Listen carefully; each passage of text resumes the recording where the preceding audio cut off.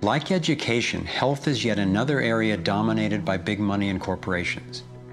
The American Medical Association, for example, is largely funded by the Rockefellers, who use their funding to influence AMA research and decision-making.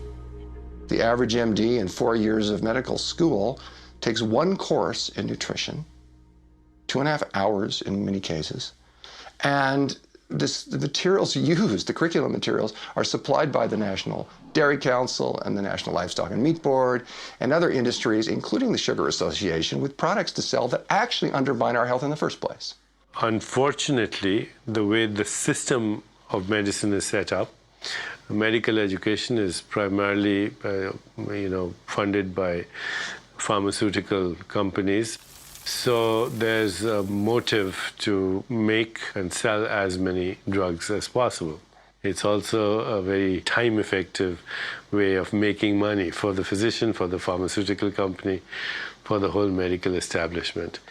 But it's really perpetuating the problems it was meant to alleviate. Side effects may include nausea, dry mouth, and constipation. Decreases in white blood cells, which can be serious. Sexual side effects, diarrhea, nausea, and sleepiness. Can lead to coma or death. How far will these forces go to make a profit? Would they actually suppress cures for diseases the way they've suppressed free energy technology? Sadly, my research has shown me the answer is yes. One well-documented example is the case of Dr. Royal Rife. In the 1920s, Dr. Rife invented the most advanced microscopes of his time. He also developed a new technique he called coordinative resonance, which was apparently able to destroy cancerous tumors as well as viruses. In 1934, in clinical trials affiliated with the University of Southern California, Rife's treatment was tested on 16 terminally ill cancer patients. Within 3 months, they were all successfully cured. Soon after, a lab testing Rife's technology was burned down and a frivolous lawsuit was filed.